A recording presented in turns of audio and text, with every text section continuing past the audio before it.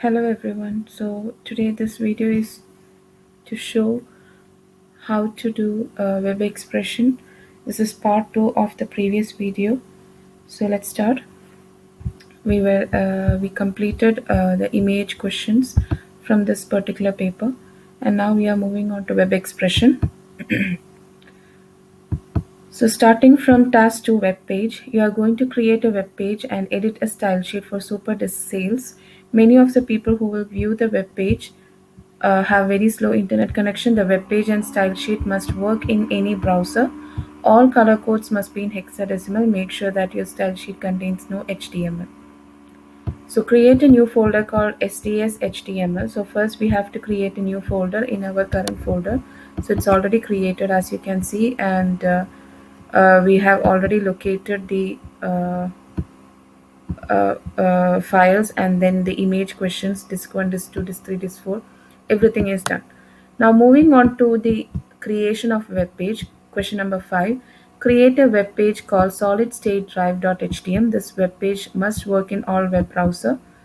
So as you can see, I have already opened Microsoft Web Expression, and I'm going to open a new HTML page since I have to create a new web page, and I have to name it as solid state uh, drive.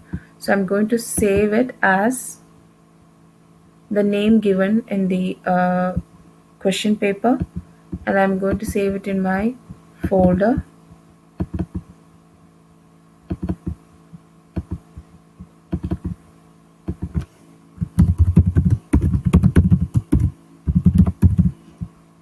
Save. So as you can see, the name changed, and now we have to start creating the table, and we have to check how many rows and columns are there. One method is just doing the verification method. This is first row, second row, third row. This is first column, there is a merging, so there is no line here. Second column and third column. So this is how the first method works. And second method, count how many lines are there. Like if we want to count the number of rows, count the lines from count the horizontal lines. So this is 1, 2, 3 and 4. So to make a row you need 2 lines. So 4 lines means 4 minus 1 will be 3, and 3 rows. Similarly, count vertical lines 1, 2, 3 and 4. So 4 minus 1, 3. So that's 3 columns. So here the table is 3 by 3. So to create a table, go to table tab, click on insert table, and according to our question paper it's 3 by 3. So give the number of rows and columns as 3 and 3. Click OK. Now you can see the table is created. The second step is merging. You can see here this first row is merged, and here also the cell B is merged. So I'm going to merge it now. Select the cells that you want to merge. I'm selecting the first row completely. Right click, modify, and then merge.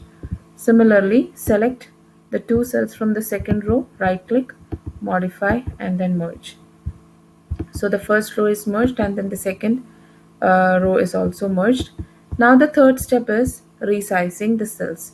The dimensions are given here, and you can see here each table cell is identified with a letter, and all dimensions are in pixels. The letters and dimensions shown in the table must not appear on your final web page. Table borders and grid lines must appear on the final web page. So I'm going to make the table borders and grid lines visible. So right click, go to table properties, and under borders keep it 1 so that it will be visible, and choose the color. I'm going to choose the black color. Click apply. Okay, now you can see the outer lines are visible now. Now I'm going to select all the cells together. Right click, cell properties, size 1 and black color. Apply. Click OK. Now you can see all the table grid lines are visible. Now I'm going to start resizing. Cell A is 1400 by 80. So click on cell A, right click, go to cell properties, specify width. Definitely the highest one is width. You can say that using your eyes. And height is 80. Make sure both are in pixels because it is mentioned in the question paper. click on apply and then click OK. Now B is 800 by 600, so B, right click, cell properties, specify width 800 by 600,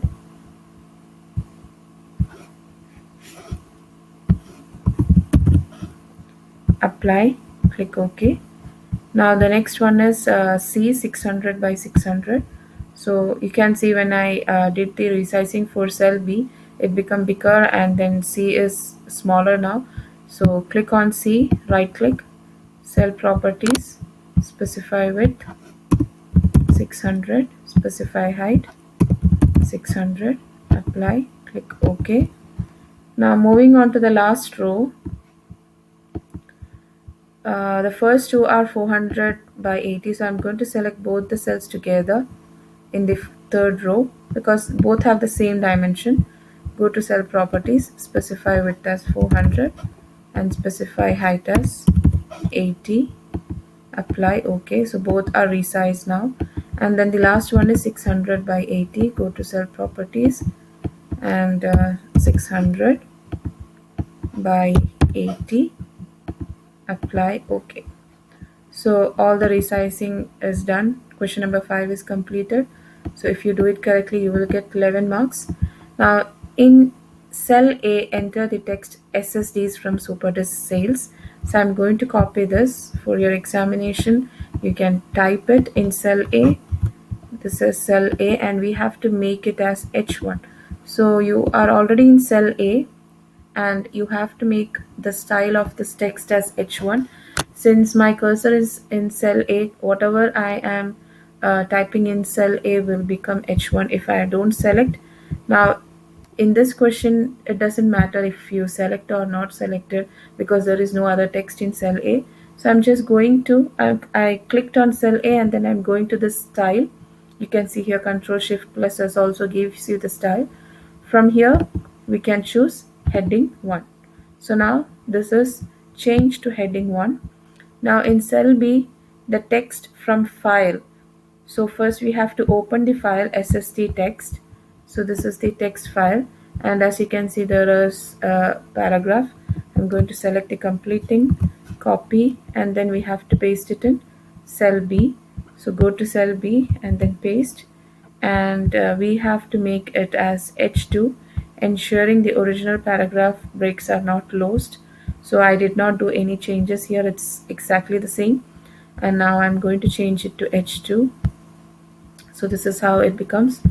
And next question, place in cell C the image disk4, add appropriate alternative image to the appropriate text to the image. So I'm going to the folder, this is my disk4. I'm going to copy this and then I have to paste it in cell E. While pasting, I get the option for giving the alternative text. As you know, this is a solid state drive. So I'm going to give the alternative text as image of SSD and then click OK. So my image is there. And question number 9, enter in cell D the text home page and set it as H3. So I have to move to cell D, CD, yeah, this is cell D and I have to change this to H3, done. And 10, enter in cell E the text contact us and set it as H3. So I'm going to paste it and then I'm going to set it as H3 and then make this text a hyperlink to open an email editor ready to send a message to sts@cambridgeinternational.org with the subject line SSD inquiry. So I have to make this word as a hyperlink so that it will open an emailing software and will send an email to this particular email ID with this subject line. So I'm selecting this word, right click, click on hyperlink. There are a few options in hyperlink: existing file or web page, place in this document, create new document, and email address. So our question is related to email address, so make sure that you are choosing the email address option and you have to give the uh, email ID, the sender's email ID. So there is an option here. See, this will be applying to this particular text. So the email address need to be given, and the subject line is SST inquiry. Oh, sorry, inquiry. So give the subject as SST inquiry and then click OK. So you can see that hyperlink is applied now. And then next, question number 11. In cell F, uh, the text web page edited by followed by your name, sender number, and candidate number. So I'm going to select this, go to cell F, and then name, center number, candidate number, and we have to set it as H3 again. So go to style and then keep it as H3. Now question number 12, attach the style sheet sststyle.css to this web page. Save your web page. So I'm going to attach this style sheet. To attach the style sheet, we have to go to format, and that style sheet is present in our folder. You can see SST style, this is CSS document. So go to format tab, CSS styles, and then attach style sheet. Click on browse, go to your folder,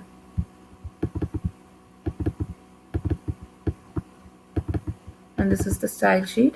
Click OK. As you can see, there is some change in the case of font. There is no much change, but there is some change. So this is how we attach the style sheet. And next question is about editing the style sheet. So I'll be doing that as part 3. So it will be easier for anyone to navigate and then watch the video for CSS separately and web page separately. So thank you so much. Keep watching.